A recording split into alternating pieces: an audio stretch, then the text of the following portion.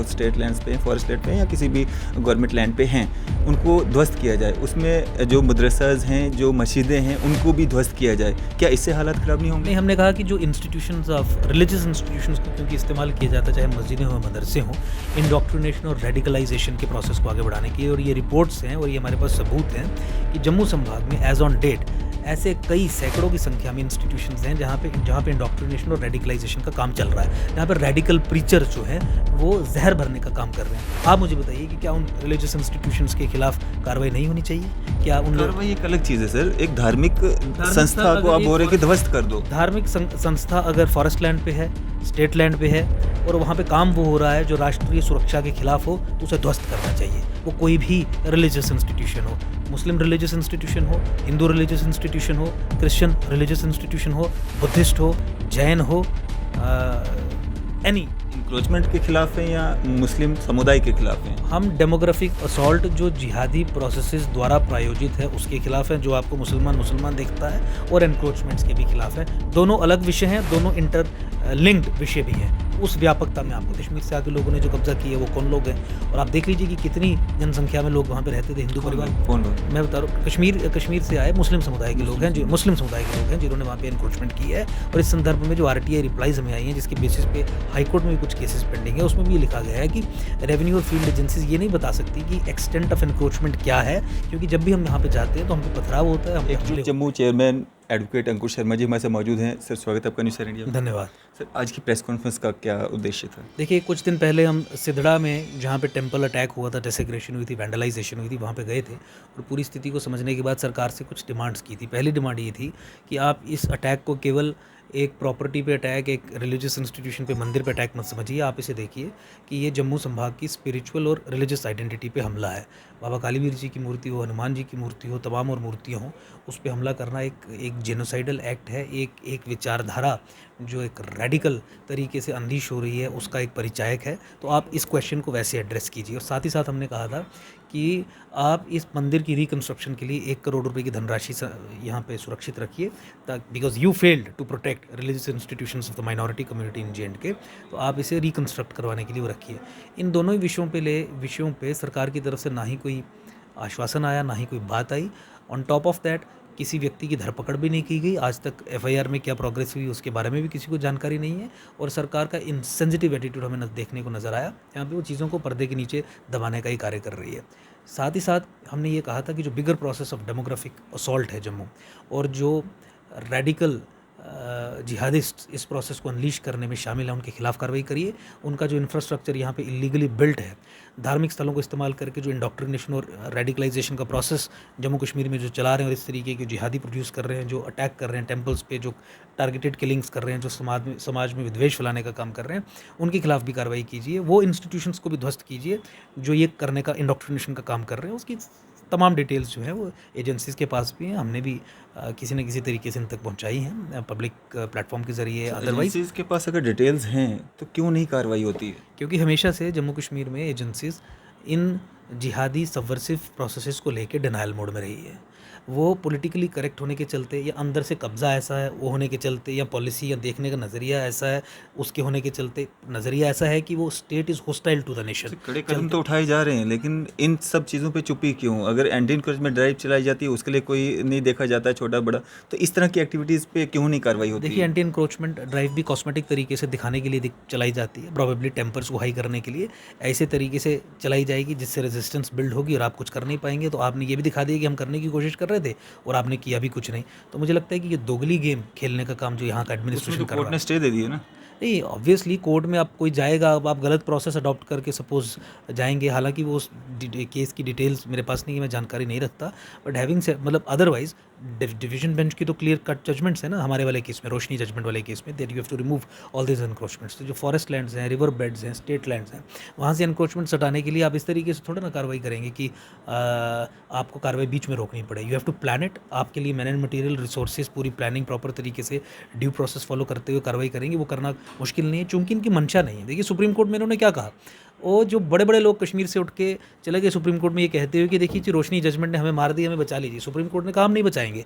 सरकार ने कहा हम इन्हें आश्वासन देते हैं कि हम इन पे कार्रवाई नहीं करेंगे, रिव्यू पिटिशन यहाँ पे फाइल कर दी, इम्प्लीमेंटेशन को स्टॉल कर दिया। तो ऐसे लोगों से क्या आप एक्सपेक्ट कर रहे हैं कि ये कार्रवाई करेंगे तो ठीक तरीके से करेंगे, थोड़ा प्रेशर बनेगा तो कॉस्मेटिक तरीके से करेंगे।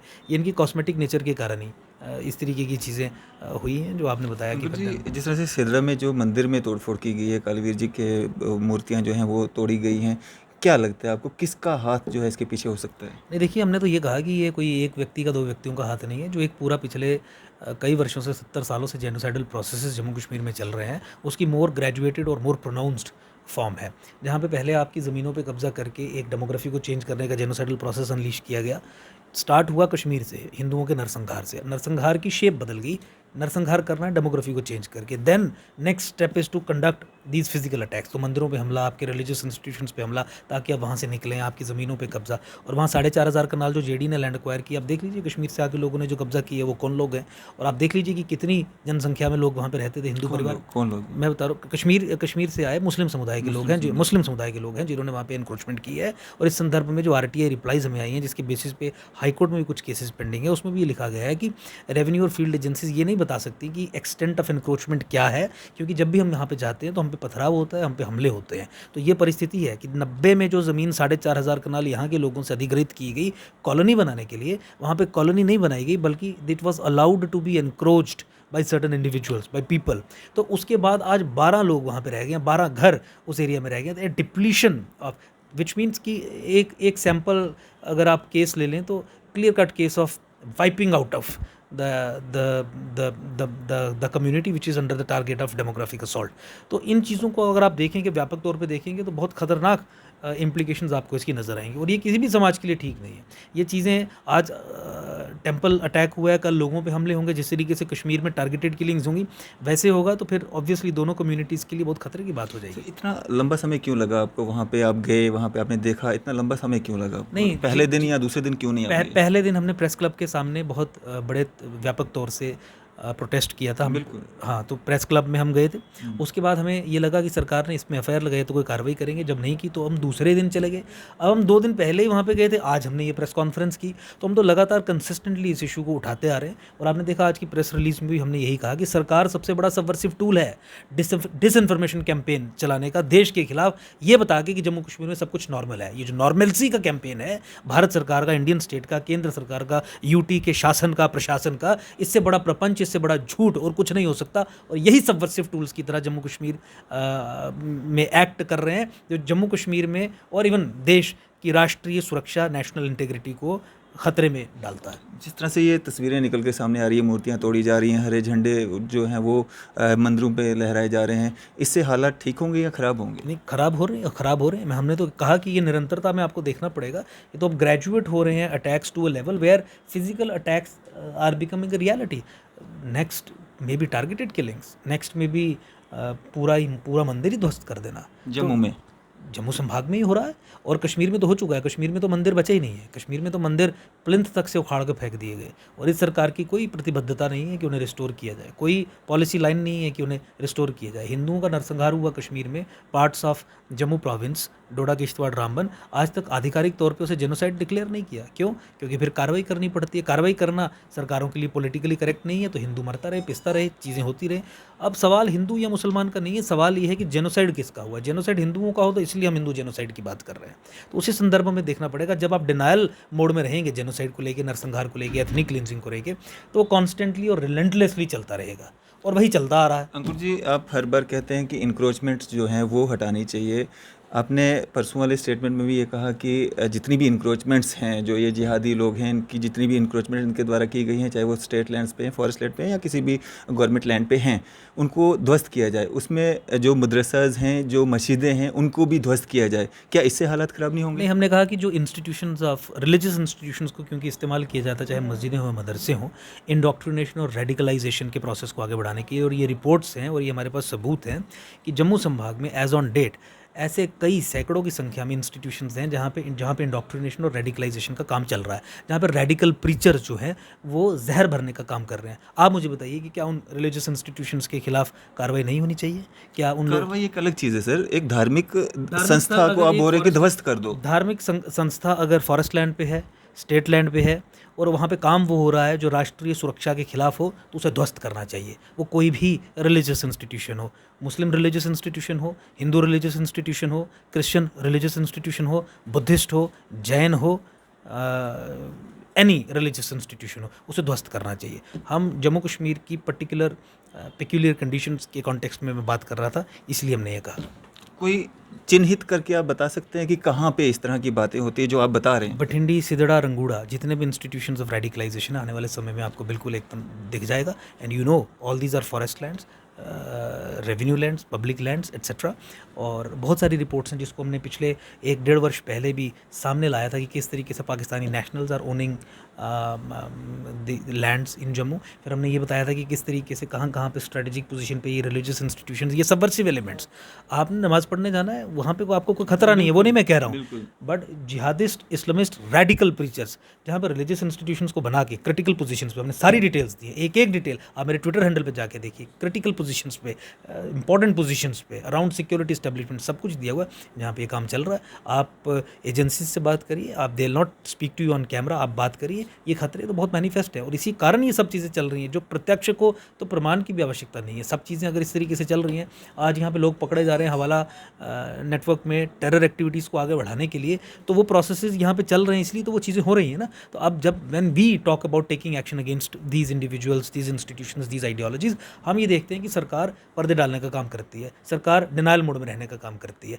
इसलिए निरंतरता से चीज़ें चली आ रही हैं। रूलिंग में जो पार्टी है वो कहीं ना कहीं भाजपा की है, और क्यों डिले किया जा रहा है अगर भाजपा के होते हुए? भाजपा और कांग्रेस में आप कोई फ़र्क मत समझिए as far as handling affairs of JNK is concern, as far as taking on the radicals is concern, कोई प्रॉब्लम नहीं। आज मैंने प्रेस कॉन्फ्रेंस में कहा कि जम्मू संभाग के लोग, जम्मू संभाग के 10 जिलों के लोग, they are caught up between this connivance and denial of both BJP and Congress. तो भाजपा के लिए तो कहा जा रहा है कि वो हिंदू राष्ट्र बनाने की ओर जो है चल रहे हैं आगे। ठीक है, वो कहा जा रहा है और हम वो चीज़ें बता रहे हैं जिससे भाजपा ऐसे कदम उठा रही है जो हिंदू राष्ट्र बनाने की बात तो छोड़िए, हिंदुओं पे जो अत्याचार हो रहे हैं उसको और बढ़ाने का काम कर रही है। I am talking facts. Sir, आप हमेशा इंक्रोचमेंट्स की बात करते हैं, लेकिन अब मार्बल मार्केट में सैकड़ों कनाल जगह जो है इंक्रोचमेंट के अंडर है, और हाई कोर्ट के ऑर्डर्स भी हैं कि वो, हाँ, हाई कोर्ट के ऑर्डर्स भी हैं। जानीपुर में हाई कोर्ट के बिल्कुल साथ में सैकड़ों कनाल जगह है, वहाँ पे भी मकान बने हुए हैं। उन इंक्रोचमेंट्स की बात क्यों नहीं करते हैं आप?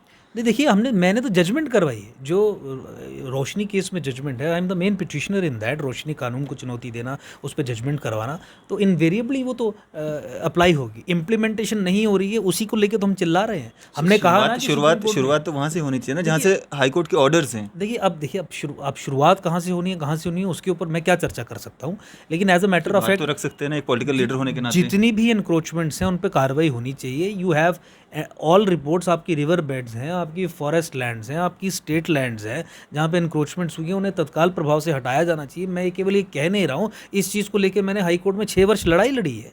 लड़ाई लड़ने के बाद वो लड़ाई जीती है। अब अगर ये करंट पॉलिटिकल डिस्पेंसेशन उसको नहीं कर पा रही है, तो हम भी एक पॉलिटिकल पार्टी हैं, हम भी इन्हीं विषयों को लेकर समाज में जा रहे हैं और कह रहे हैं कि आप हमें ताकत दीजिए।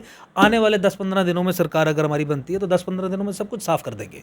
आप इंक्रोचमेंट के खिलाफ हैं या मुस्लिम समुदाय के खिलाफ हैं? हम डेमोग्राफिक असॉल्ट जो जिहादी प्रोसेसेस द्वारा प्रायोजित है उसके खिलाफ हैं, जो आपको मुसलमान दिखता है, और एनक्रोचमेंट्स के भी खिलाफ हैं। दोनों अलग विषय हैं, दोनों इंटर लिंक्ड विषय भी हैं, तो उस व्यापकता में आपको देखना पड़ेगा। इतना लंबा समय क्यों लग रहा है? अगर सिदड़ा में जो ये सामने आया है, मामला सामने आया है, क्यों इतना लंबा समय लग रहा है? देखिए, आज 2022 आ गया, 1990 में हिंदुओं का नरसंहार हुआ। अब आप मुझे सवाल पूछिए कि भारत सरकार हिंदुओं के नरसंहार को नरसंहार क्यों नहीं घोषित कर रही है पिछले 30-32 वर्षों में, इतना समय क्यों लग रहा है? तो उसका यही जवाब होगा कि सरकार इन सब समस्याओं को लेकर डिनाइल मोड में है। सरकार यहाँ की माइनॉरिटीज़ को लेकर इनसेंसिटिव है। माइनॉरिटीज़ का मतलब नॉन मुस्लिम्स, जम्मू कश्मीर एक मुस्लिम मेजॉरिटी स्टेट है, इनसेंसिटिव है। यही इनसेंसिटिव नेचर कंडक्ट उनका सिदड़ा टेम्पल डेसेक्रेशन केस में भी है, कि जहाँ पे हमारी आध्यात्मिक और धार्मिक आइडेंटिटी पे हमला हुआ, वहाँ पे भी सरकार झूठ बोलने का काम कर रही है, पर्दे डालने का काम कर रही है, चोरी से जाती है, मूर्तियों को उठा के किस तरीके से बिना परंपरा के प्रवाह कर देती है, we do not know. So therefore ये जो इनसेंसिटिव एटीट्यूड है यहाँ के शासन का और प्रशासन दोनों का, वो तो पब्लिक डिस्प्ले पे। हम एकजुट जम्मू में यही कहते हैं कि जम्मू संभाग के लोग इस चीज़ को समझिए, ये आपके साथ नहीं है। अपनी एम्पावरमेंट और लिबरेशन की लड़ाई आपको स्वयं लड़नी पड़ेगी, उसके लिए तैयार हो जाइए। तो क्या मैसेज देना चाहेंगे इस पे? देखिए, मैसेज यही है कि जम्मू संभाग के लोग ये समझें, जम्मू के 10 जिले, हिंदू, मुसलमान, सिख, ईसाई, सब across the party line, across the religious lines, ethnicity etcetera, कि देखिए दिल्ली ने कश्मीर के साथ एक समझौता किया जिसमें जम्मू के 10 जिलों को कश्मीर का गुलाम बना के रखना है, कश्मीर की कॉलोनी के रूप में रखना है, सत्ता उन्हें दे के रखनी है, कंट्रोल उन्हें दे के रखना है, परसेप्शन ओवर जेंट की उनकी चलेगी। तो आप इस शैकल में से निकलिए, इस कॉन्ट्रैक्ट के खिलाफ लड़ाई लड़िए, अपनी एम्पावरमेंट और लिबरेशन के लिए ऐसी पॉलिटिकल पार्टी का साथ दीजिए जो दिल्ली और कश्मीर के इस कॉन्ट्रैक्ट के खिलाफ लड़ रही हो और जम्मू की पॉलिटिकल एम्पावरमेंट और पॉलिटिकल लिबरेशन के लिए आइडियोलॉजिकल वैचारिक रूप से सशक्त हो। यहाँ के मुसलमान ये देखें कि किस तरीके से शोषण कश्मीर के लोगों ने उनका किया है, कश्मीर के डिस्पेंसेशन ने किया है, पिछले 70 साल में किया है, किस तरीके से उन्हें इस्तेमाल करने की कोशिश की है to fall in suicide against Hindus of Jammu. उस चीज़ को समझें, उन सच्चाइयों को समझें, उसके बाद then you can probably give them a fight. Jammu को आप कैसे देखते हैं? प्रोविंस जम्मू देखते हैं या सिर्फ डिस्ट्रिक्ट जम्मू देखते हैं? जम्मू प्रोविंस 10 जिले, 10 डिस्ट्रिक्ट्स, हमने यही कहा, और हमने यही कहा कि 10 डिस्ट्रिक्ट्स 43 सीट्स, यही हमारी दृष्टिकोण है देखने का। एंड वी वांट कि अल्टीमेटली अगर चीज़ें ठीक नहीं होती हैं then Jammu should be separated from Kashmir, और इन 10 जिलों को एक सेपरेट स्टेट बनाया जाए। हाँ, इस सारे मामले का हल क्या सिर्फ जम्मू स्टेट अलग से बने यही है? नहीं, कश्मीर को भी 2 हिस्सों में तोड़ना पड़ेगा, जम्मू को अलग, क्योंकि ये प्रॉब्लम्स एंटेंगल्ड है। जब तक कश्मीर में सेपरेटिस्ट क्लास को डिसएम्पावर नहीं करेंगे, आप क्यों अपने स्टेट अपरेटस का, पुलिस का, एडमिनिस्ट्रेशन का कंट्रोल उनके हाथ में दे देंगे इलेक्शंस करवाने के बाद, जो अदरवाइज पाकिस्तान की सपोर्ट में है, हाफ सेपरेटिस्ट हैं या आज़ादी की बात कहते हैं? Why should you do that? आप उन्हें 2 हिस्सों में तोड़िए, म्यूनिसिपल इंस्टीट्यूशंस बनाइए, लेजिस्लेचर के बिना एक यूटी बनाइए और चलने दीजिए उन्हें। जब वो डेमोक्रेसी के फ़ायदे समझेंगे then you bring them into the mainstream at a later point of time. और हिंदुओं का जो नरसंहार हुआ है उन्हें स्थापित करने के लिए, उन्हें रिहेबिलिटेट करने के लिए कश्मीर के दूसरे हिस्से को यूटी बना दीजिए। अब वो नरसंहार हिंदुओं का हुआ है तो ऑब्वियसली हिंदू यूटी ही बनेगी, लेकिन वो एक सेक्युलर आर्ग्यूमेंट है। हिंदू यूटी बनाना कोई एक कम्युनल सांप्रदायिक आर्ग्यूमेंट नहीं है, क्योंकि नरसंहार हिंदुओं का और सिखों का हुआ है, उनके लिए एक सेपरेट यूटी कश्मीर में बनाई जाए। तो total solution is separation of Jammu from Kashmir. Jammu को एक स्टेट बनाइए और कश्मीर को 2 यूटीज़ में तोड़िए, ताकि कश्मीर का अलगाववादी समाज हमारे डेमोक्रेटिक इंस्टीट्यूशंस में कब्जा करके, उनका कंट्रोल लेके, अपने आप को सशक्त करके देश के खिलाफ ही जंग लड़ने का काम ना कर पाए। ऐसा होगा? हम करेंगे, हम लड़ रहे हैं, उसके लिए संघर्षरत हैं। होगा नहीं होगा वो भगवान की इच्छा है, लेकिन हमारे हाथ में इस बात को लेकर संघर्ष करना है, वो हम निरंतर कर रहे हैं। चलें, शुक्रिया हमारे साथ बातचीत करने का। धन्यवाद। तो ये थे हमारे साथ एकजुट जम्मू चेयरमैन एडवोकेट अंकुश शर्मा जी। इसी तरह की मज़ीद अपडेट्स के लिए आप देखते रहें न्यूज़ शहर इंडिया। मैं फैज़ अहमद, कैमरामैन शाहनवाज के साथ।